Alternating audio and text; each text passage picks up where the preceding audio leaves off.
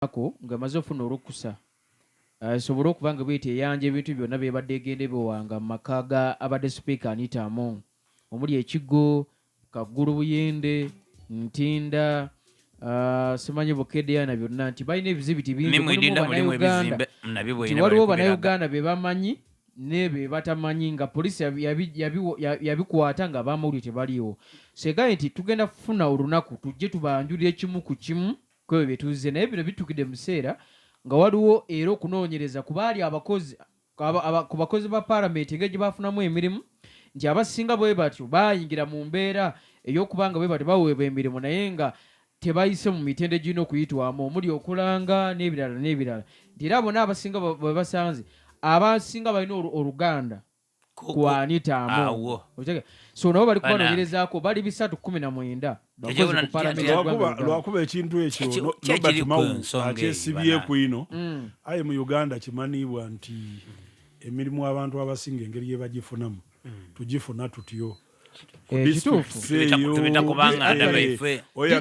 egenda okulanga nga bagigabadde ng'oredde omulimu bagugabayira n'olwokuba kibakakatako mu mateeka olina okuba n'omuntu gwo tikibakakataku okulanga olina okutimba mu tteeka lya local government olina okutimba emirimu egyo nti bagitimba bagigabadde anti basobola ogiranga balanga bagigaba nti oba buba buli bwanguzi iwe okulanga ekintu olwedde kyewagabeyira okutumalira ebiseera ku nsonga yene eyo eri abataka mu disitulikiti ye Namutumba bali kwekubirira enduulu nti okutunda emirimu kuswise Namutumba disitulikiti chairperson LC5 Namutumba Mukulu Mukisa David Kalulu mbwe emirimu awo waide tiniwo ogaba emirimu aye chairperson service commission oba ino n'omukono mu nsonga eyo so ebintu bino President Museveni ndowooza ekisanda kino ajaba mukambwe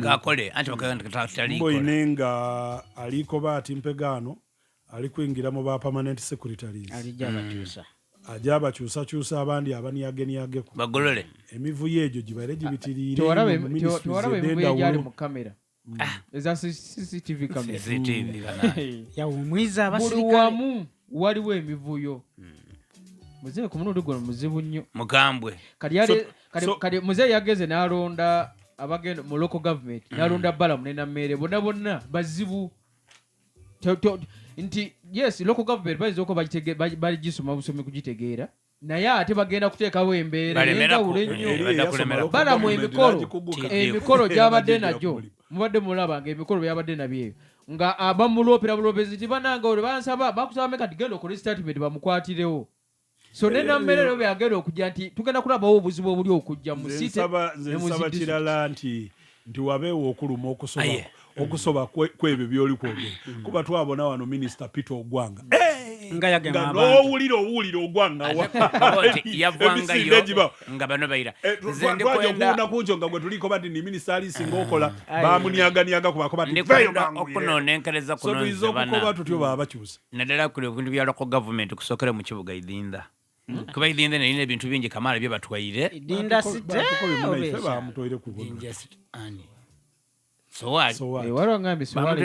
bali muno meya yatuukiriza kyeyakoba abasirikale bamutoolaku bamukoba n'omukoba ati emotoka toli suppose kugivuga eri ku driver waayo ali official Sowali yali driver anti yali blocker man ekikulu betulira ku Sowali enforcement officer kyali buti mulikuba n'emirimu yaleeta muno Sowali ni tugenda kumanya bwe yava nga yatuuka ekikulu yatuuka yava Kenya China okwedagano mwana wano muzaale yasooka kuba office messenger kasita aba alina byalikola omusaada kwa byafaayo tulikola byafaayo omuntu twongereyo amazzi gaga abantu gabalikola amazzi galikola mu mirimu oyo Sowali yalemesa nono mobile money wamampa ebindi omusaada tomwenda bwende omukolo